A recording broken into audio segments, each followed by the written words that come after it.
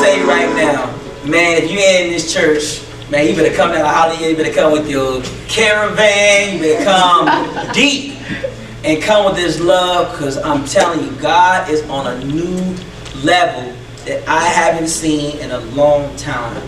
Doesn't it feel good when you come into some ways like, man, God's presence is here. I really feel love. And nobody's actually really touched me. It's like the anointing has touched me. And I say, God really does love me.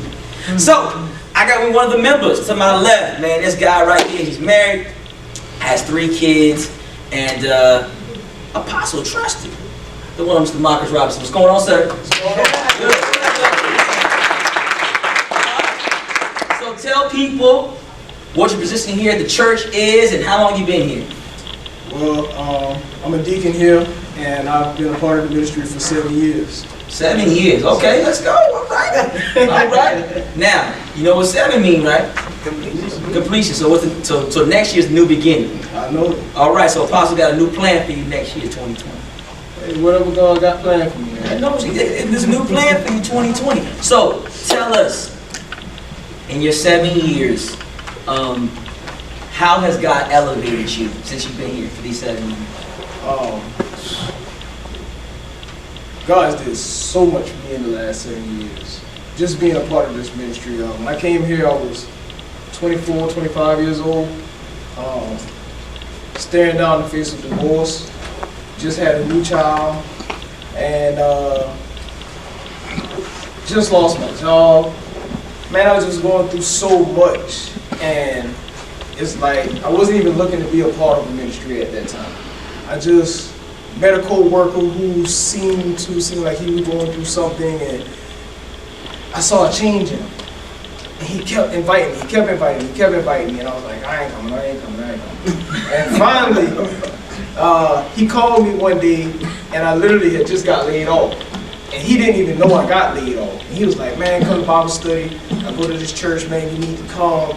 God, I got a word for you. And I was like, dang, he don't even know I got laid off. You know? And I was like, I got to do something different. I've been doing it my way for the longest. I have to do something different. And I told my wife, I was like, baby, weird as this sound, man, we going to church tonight. And we went, and I got here, and it's like, as soon as I walked through the door, I got consumed with like love.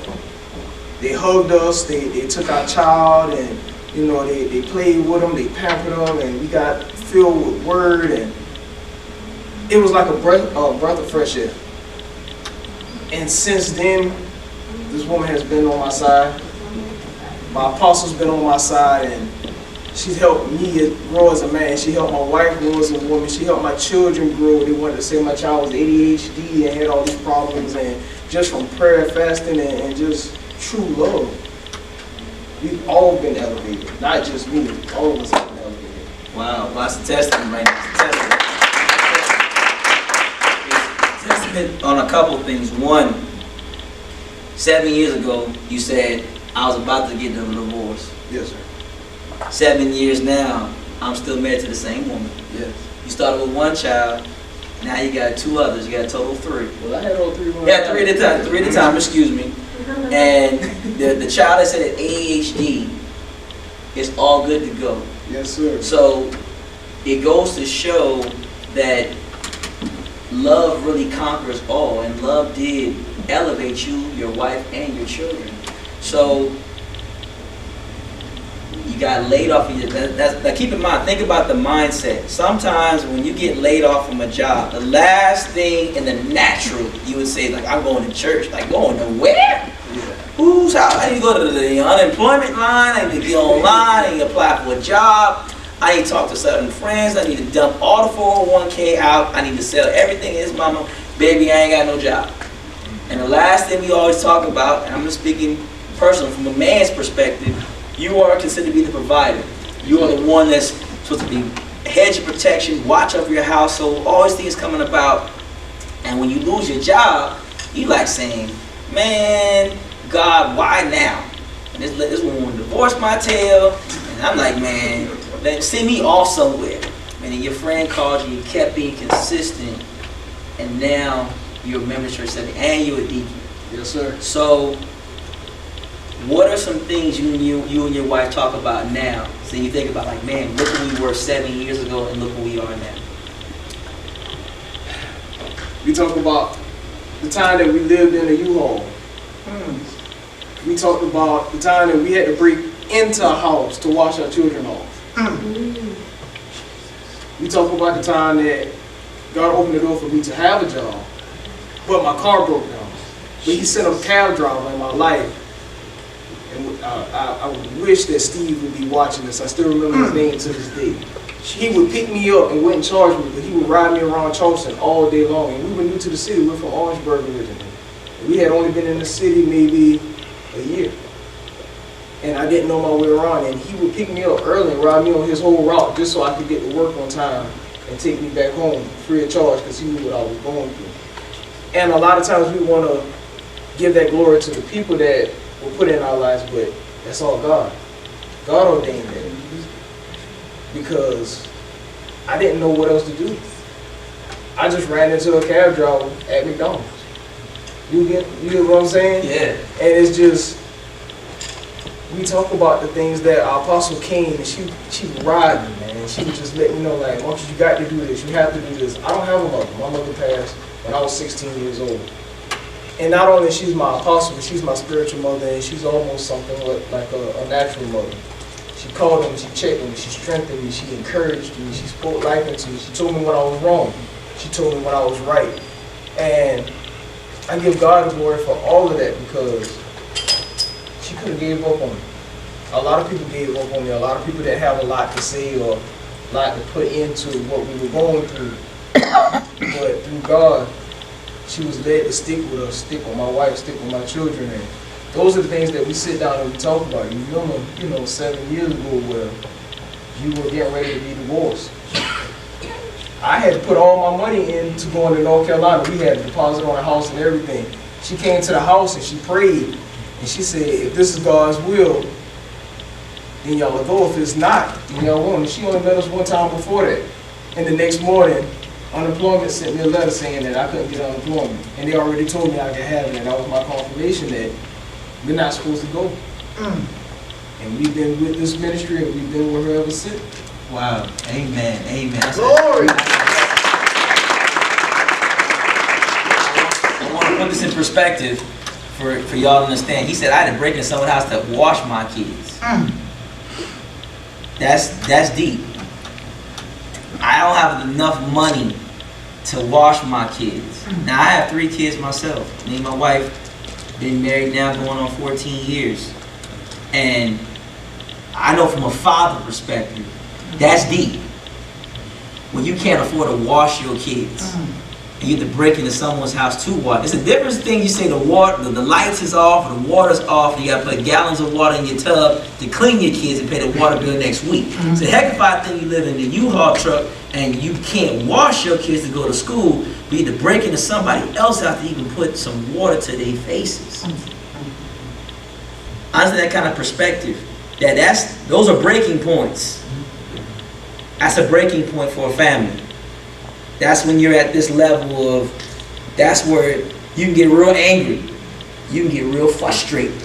And you say, God, man, this can't be this now. You gotta be kidding me. Wife is like saying, I made you, child, stop. This ain't what I want. Go back home to moms and pop. I don't know about y'all. Imagine being married and you in a marriage where y'all live out of a U-Haul truck. There ain't a lot of room to sleep in. Well, you sitting on top of each other, you compacted like oranges and stuck together. After a while, y'all gonna smell each other. After 3 days, the stench just wears off. This is just personal military experience. For 13 years, I can testify when we were out and about, being deployed, when you don't take a bath at a certain amount of time, after 3 days, the stench will just go away. You think you smell good until you get someone who has taken a shower and they say, oh my God, you stink. Can you please go to the bathroom? I'm gonna hit you with a hose of water. This rinse you down, you smell bad. So, for you and your family, Final question. Someone who's watching. Let's talk to a husband, wife, somebody who doesn't have a church home, going through a lot of turmoil, or just a father who, I ain't got nothing. Or man said I ain't got nothing. Why would you tell them to come to Rivers of Love? I would say to anyone that's going through any of those situations, my ministry, Rivers of Love, it says it in the name. We flow in love. God is truly here. And when I say He's here, He's not here to judge you. He's here to receive you. No matter what you're going through, no matter what you've been through, no matter what you've done. See, those are things that we look at and those are things that we consider. But God has forgiven us for those things. And in this house, that's how we operate. You don't care if you come in smelling like marijuana. You don't care what you did the night before. When you're here, all we want to do, we want to let them know that God is here and God loves you. And you can do anything through Christ who strengthens you. Yes. And here we get fed the word. Here we get personal time with our leaders, with our apostles. And we get strengthened, we get empowered. We see healings happen, we see miracles happen, we see signs and wonders happen right before our eyes in this ministry. Because we give God what He wants, we give the King what He wants in this house. So I would say that anyone who's watching this, who may be going through anything, just come. You can't fix it on your own. You can't do it on your own. If that was the case, you would have fixed yourself a long time. But come here and let us love Him. Jesus. Let us introduce you to the Most High God, the true and living God. And we'll show you that He is here not only to talk to you, not only to hear you, but to also speak to you. And through love, love conquers a multitude of sins. So whatever your sins may be, it can get conquered through love. And you can definitely get love in the Rivers of Love. Amen.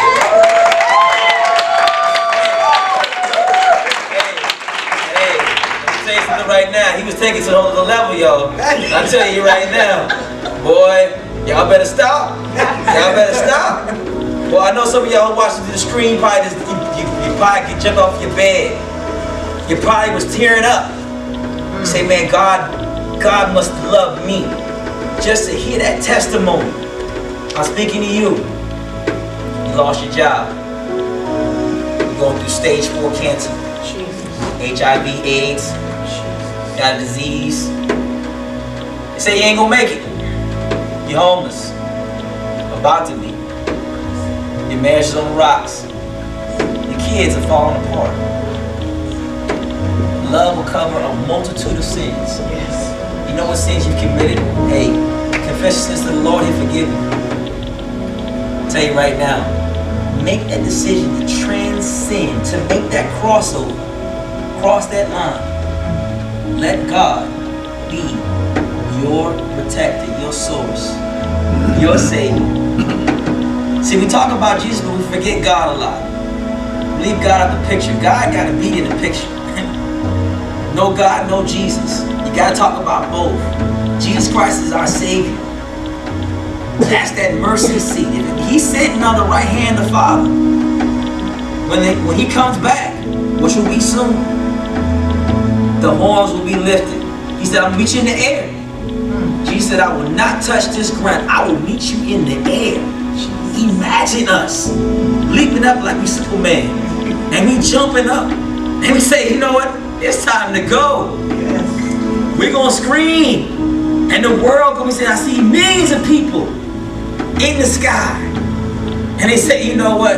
It's time for me to go. I fought a good fight. But I'm going to go off to see the glory.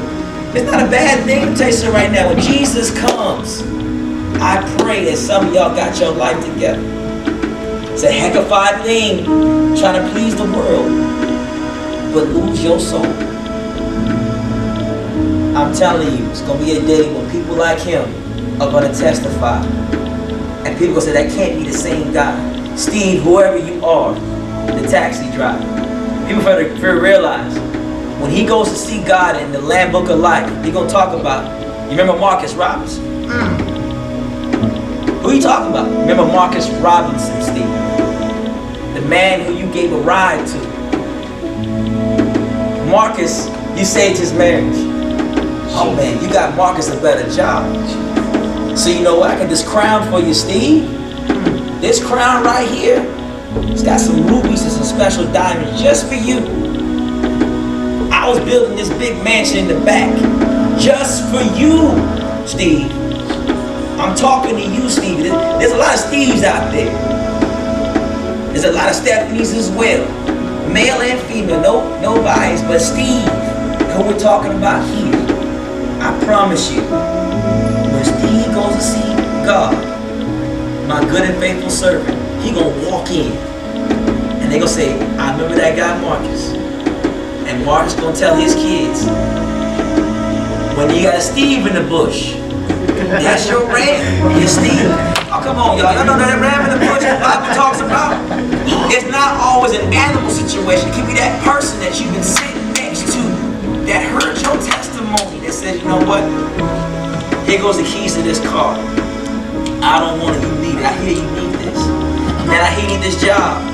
You need this job right now. I'm hearing this right now. You sick. Let me hands on you. I know you need help. This is the number to call. Man, you was on my heart. I had to come by and see how you doing. You checking on your apostle, your pastor. Apostle, you was on my mind. What's going on?